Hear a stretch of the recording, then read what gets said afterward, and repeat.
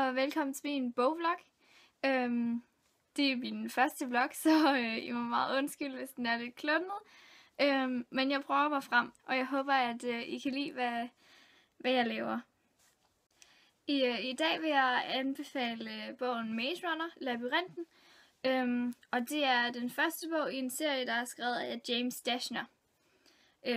Jeg vil anmelde den danske bog, fordi at det her jo er bogvloggen, hvor vi snakker dansk og anmelder på dansk, fordi det er en dansk bogtyper side, som jeg rigtig gerne vil støtte. Så derfor har jeg sådan prøvet at lave den her video. Bogen handler om drengen Thomas, som kommer op i lysningen, og han kan ikke huske noget som helst, kun sit eget navn. Han kan altså ikke huske, hvor han kommer fra, eller hvad han lavede, inden han kom op i lysningen. Og det kan alle de andre drenge også. Der er en masse andre drenge i lysningen, og nogle af dem har været der i 2 år. Og i al den her tid har de prøvet at finde en vej ud af labyrinten. Lysningen er nemlig centret på den her labyrint, og det her drengene bor. Labyrintens porte er åbne om dagen, men om natten lukker de for at holde nogle uhyrer ude, som hedder strafferne. Og de kommer så ud i labyrinten om natten. Nu hvor Thomas også selv er i labyrinten, vil han rigtig gerne prøve at finde en måde at komme ud på, og han er fast besluttet på at være løber. Løberne, det er dem, der løber ud i labyrinten om dagen og prøver at kortlægge den, så de kan finde en vej ud. Bogen starter i medias res, og hvis du ikke ved, hvad det er, så betyder det altså, at du bliver kastet lige ind i historien. Du har altså ingen sådan grundlæggende viden om, hvordan Thomas kom der til, eller hvad han lavede inden. Du ved altså lige så meget, som hovedpersonen gør. Det synes jeg gør den her bog rigtig spændende, fordi man ligesom opdager verden og tingene i takt med hovedpersonen. Man går ligesom igennem det samme og oplever det hele sammen med hovedpersonen, og det synes jeg er en super fed effekt på den her bog, og det passer super godt til bogen. Det er en perfekt måde at skrive den på, synes jeg. Og nu spørger du måske, hvorfor skal jeg læse Maze Runner? Det synes jeg, du skal, fordi det er en super fed bog. Plottet er virkelig spændende, og ja, den fanger dig bare.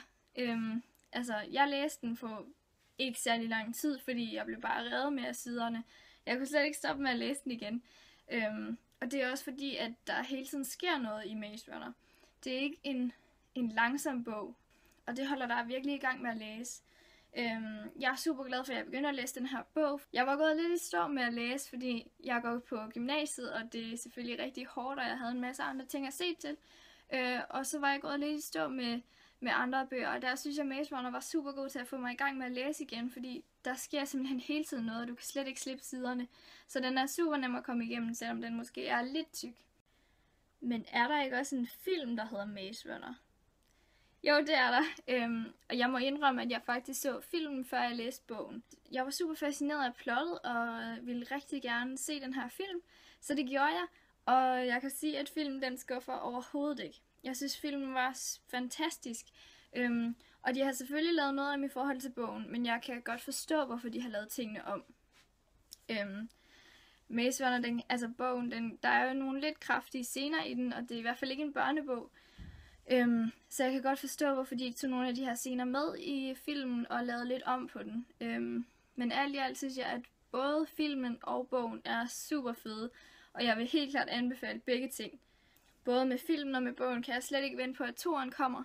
Og toeren er faktisk udkommet på dansk. Den hedder Infernoet. Og du kan helt sikkert finde den i din lokale bogbutik. Jeg fandt i hvert fald Infernoet ret hurtigt i min bogbutik. Så du skal nok ikke lede længe for at finde den.